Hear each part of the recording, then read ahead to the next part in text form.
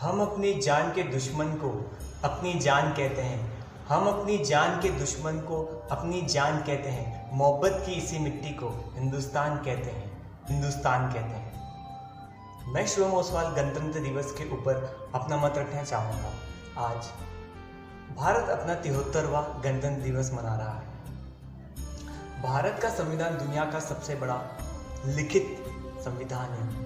इसे बनने में कुल 2 साल 11 महीने और 18 दिन में तैयार हो गया था। गणतंत्र का अर्थ है जनता के द्वारा जनता के लिए शासन और अपने राजनीतिक नेता को चुनने का अधिकार देश में लोगों के ऊपर होता है।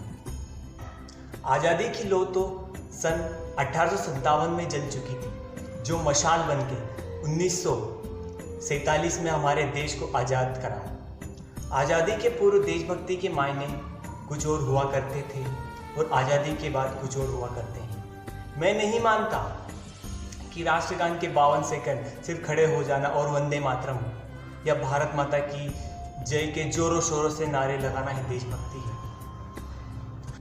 अगर आप कहेंगे कि साल में 2 बार हाथ में तिरंगा ले लेना देशभक्ति है, तो मैं पूछना चाहूँगा कि फुटपाथ में रहने वाला वो बच्चा ट्रैफिक की छाँव में नंगे पैर में जब तिरंगा बेच रहा है, तो क्या आप उसे देशभक्ति कहेंगे?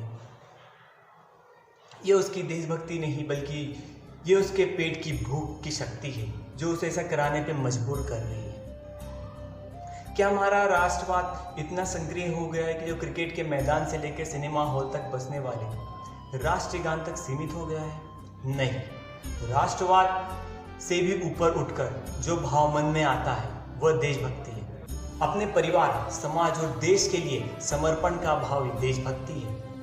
अधिकार के पूर्व कर्तव्य परायणता का भाव मन में आना ही देशभक्ति है। हमारे देश में विभिन्न वर्गों से मिलकर बना हुआ है। जो एक विशेष वर्ग मेरे जहन में आता है वो किसान वर्ग। वही किसान जिसने अपने कच्चे घर की छत टपकती है फिर भी बारिश की दुआ मांगता है।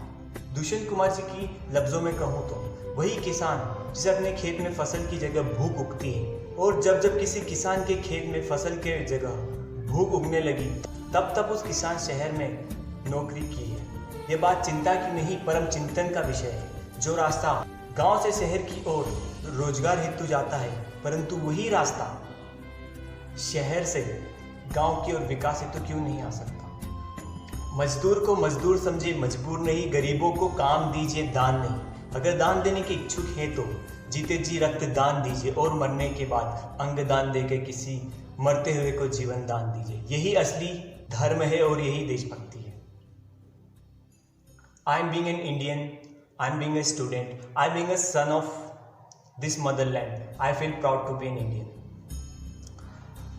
और मैं सैल्यूट करना चाहूँगा सरहद पर दिन रात हमारी रक्षा के लिए खड़े उस जवान को, इस देश के पुलिस को, प्रशासन को, किसान वर्ग को और इस देश में हर व्यक्ति को जो अपना काम पूरी ईमानदारी, पूरी मेहनत और पूरी लगन से करता है। अंत में मैं यही कहना चाहूँगा, मेरा हिंदुस्तान महान था, महान है और महान रहेगा। मेरा हिंदुस्तान महान था, महान है और महान रहेगा। जय हिंद, वंदे मातरम। Thank you.